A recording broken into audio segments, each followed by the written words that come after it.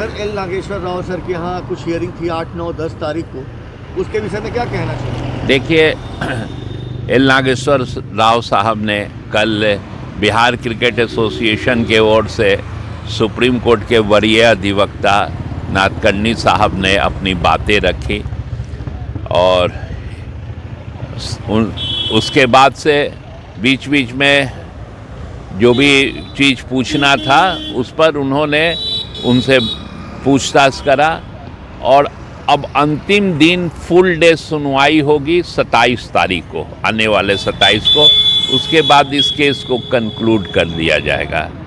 जो मुझे ऐसा प्रतीत होता है कि इस बार ओम्बुड्समैन कोर्ट में बिहार क्रिकेट एसोसिएशन बुरी तरह फंस चुका है, क्योंकि इसके पहले होता क्या था, जो ओम्बुड्समैन आते थे वो जो आदेश बिहार क्रिकेट एसोसिएशन उनको लिख के दे देता था उस पर वो सिग्नेचर कर देते थे।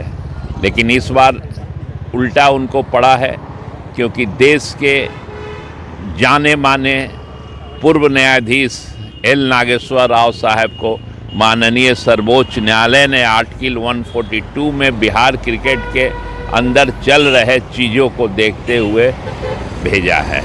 तो मुझे पूरी उम्मीद है विधि सम्मत जो भी आदेश होगा वो बिहार क्रिकेट के फ्यूचर के लिए, भविष्य के लिए अच्छा होगा।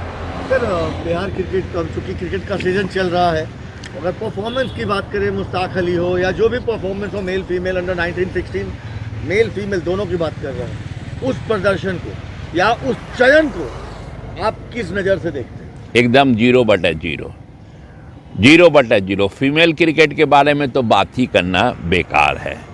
हमको नहीं लगता है कि फीमेल क्रिकेट जब से बिहार को मान्यता मिला है टोटल 5 मैच भी जीता है, खेला होगा 300 से ऊपर।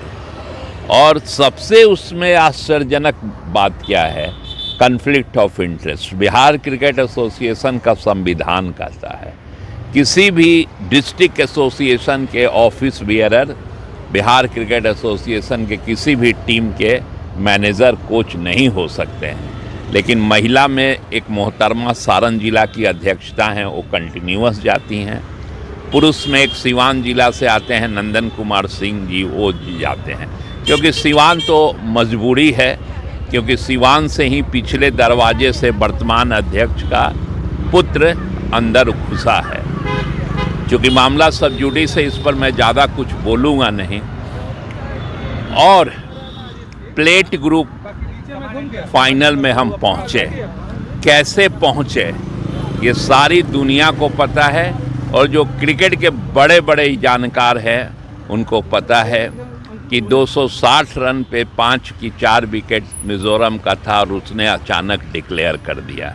सवाल यही उठता है कि उस डिक्लेयर से कोई, अगर मिज़ोरम जीत भी जाता तो नीचे ही रहता, लेकिन बिहार अगर जीतता तो प्लेट ग्रुप के फाइनल में पहुंचता। तो बिहार फाइनल में पहुंचा। वो मैच हुआ गोटअप मैच। मैं चैलेंज दे के कहता हूं, अब आइए उत्तर प्रदेश में। बोलना तो नहीं चाहिए, उत्तर प्रदेश आज के डेट में एक ऐसा स्टेट है कि उत्तर प्रदेश के बच्चे हिंदुस्तान के हर स्टेट में खेलते हैं और अच्छा परफॉर्मेंस भी कर रहे हैं। लेकिन उस दिन उत्तर प्रदेश के एक से एक दिग्गज बैठे रह गए और जो टीम खेली वो बिहार से हार गई, जो कम से कम हम लोग जैसे एक खिलाड़ी के लिए सोच से परे था। तो इस पर कुछ कहना नहीं चाहता हूँ, क्योंकि 6-0 जिस टीम का था वो 6-1 किया और 6-0 वाला मैच जीत भी सकता है। इस पर क्या हुआ होगा मैं बताना नहीं चाहता हूँ, बेहतर सब जानते हैं। सर एक आपके कभी कलीग हुआ करते थे ज्ञानेश्वर गौतम, ऐसे सुर्खियों में हमेशा रहते हैं, जिसका बल्ला बोलेगा वो खेलेगा। आजकल रूरल प्रीमियर लीग करा रहे हैं, आखिर इसकी क्या जरूरत आन पड़ी? देखिए, मेरे कलीग तो कभी नहीं रहे हैं, क्योंकि मेरा नाम आदित्य वर्मा है, ये आपको मालूम होना चाहिए। ज़माने में बहुत क्लोज थे तिवारी के, मीडिया कॉन्फ्रेंस किया करते थे तिवारी जी को खुश करने के लिए, मेरे बेटे को भी लपेट के बोलते थे। ओ ज्ञानेश्वर गौतम को तिवारी जी ने बैकफुट पर एक जोरदार ड्राइव मारा था, जो पीछे घूम के बॉल रोकने गए थे उनके हिप पे लगा था। इतना दर्द से कलाह उठे थे कि उसका दो भाग गए। अब भाग के लगे एक कैमरा लेके तिवारी जी को चारों तरफ बोल लें। फिर अचानक थोड़ा दर्द उर्द उनका मलहम उलम लगाने से ठीक हो गया, फिर तिवारी जी के खेमा में चले गए। ये रूरल लीग का क्या मतलब है? ये कॉन्सेप्ट तो पूरे हिंदुस्तान में कहीं नहीं है। वो भी सुनते हैं कि रूरल लीग में वो नहीं खेलेगा जो अपने अपने जिला से खेल रहा है, चाहे बोर्ड का मैच खेल रहा है। ये कुछ नहीं है, ये बस एक गोरख धंधा है, पैसे कमाने का एक जरिया है और कुछ नहीं है। बीच में आपने देखा होगा बॉलिंग सर्च करने का एक कुछ हुआ था, करसन घावड़ी और सलील अंकोला जैसे बड़े नाम आए थे। तो मैं पूछना चाहता हूँ कि उसमें से कितने बच्चे जो प्रतिभा खोज निकले थे, कितने बच्चे आज बिहार के लिए परफॉर्मेंस कर रहे हैं और बिहार के लिए खेल रहे हैं। एक नाम मैं मीडिया में देखा था, रिंकल तिवारी। हमको नहीं लगता है कि वो लड़का कोई परफॉर्मेंस कर रहा है।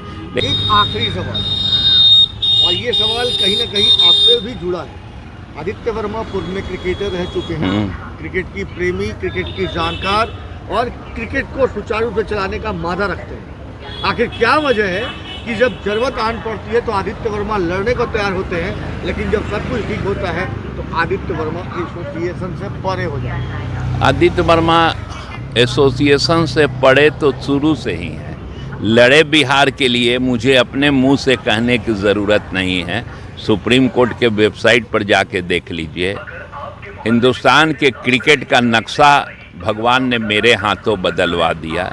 9 नए राज्य जो कभी सपना में भी नहीं सोच सकते थे कि बीसीसीआई का प्रथम श्रेणी क्रिकेट खेलेंगे, वो बिहार के छपरा के एक लड़के आदित्य वर्मा के वजह से आज खेल रहे हैं। मुझे दुख इस बात का है कि बिहार क्रिकेट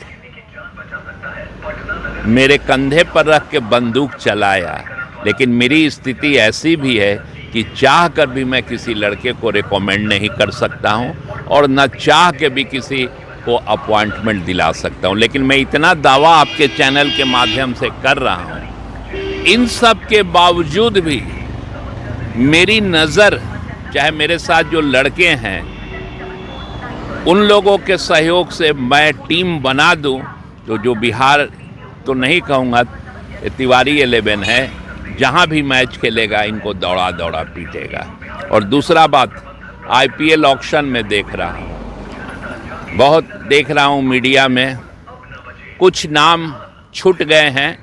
उसके लिए मुझे दुख है कि उनको भी आना चाहिए था, लेकिन वो नहीं आएंगे क्योंकि उनके कोई पीछे गॉडफादर नहीं है। उनका उपयोग उतना ही है बिहार टीम के लिए, जैसे कप्तान शकीब उल गनी, बेचारा बॉलिंग भी बहुत किया, बैट्समैन था लेकिन बॉलिंग करके किसी तरह अपने आप को कोशिश किया कि आईपीएल ऑक्शन पूल में आ जाए, लेकिन नहीं आया। कुछ लड़के ऐसे आए जिनका कोई परफॉर्मेंस नहीं था, लेकिन उससे कोई मतलब नहीं है। एक बिहारी होने के नाते हम उनको गुड विशेस भी देंगे, लेकिन वैभव सूर्यवंशी के तरह किसी में वैसा चमक नहीं है कि कोई फ्रेंचाइजी इनको ले लेगा।